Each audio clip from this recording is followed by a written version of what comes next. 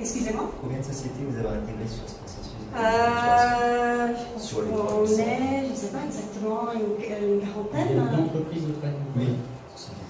Je vous ai parlé d'agences tout à l'heure, c'est 3100 agences.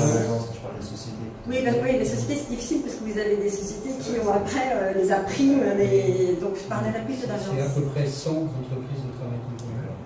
Et 3100, c'est à peu près la moitié des agences de travail temporaire en France. Le site de signe,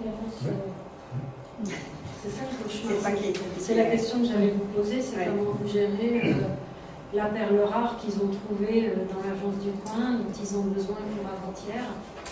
Alors, comment est-ce que c'est là, là, vous essayez de les rentrer quand même dans le portail? on en a rentré quelques-uns, des non référencés. Je ne vais pas les citer, mais on les a rentrés justement pour mettre sous contrôle la facturation. Mais on ne les met pas en avant. Donc moi, quand je parle des fournisseurs référencés, je parle de ma liste. Je ne parle pas de la liste d'agence du coin utilisée par Ronald.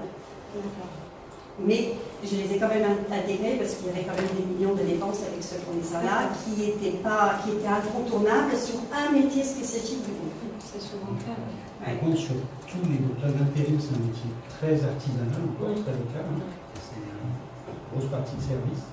Par contre, sur les sites jolis, c'est un site déployé, 100% de son intérim passe par le logiciel.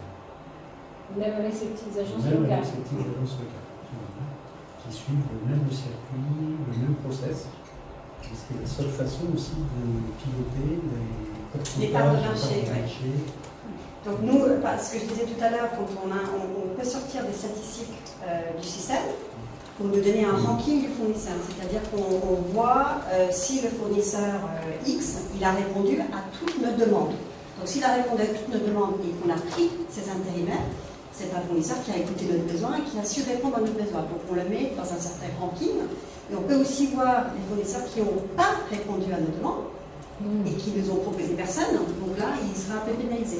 Et on peut aussi suivre ça par rapport aux parts de marché des RFA. Donc on sait qu'avec certains fournisseurs, on a des RFA. Si on atteint certains seuils, on arrive ensuite à orienter le marché vers d'autres fournisseurs. Et ça, c'est quelque chose qu'on regarde en permanence dans l'outil.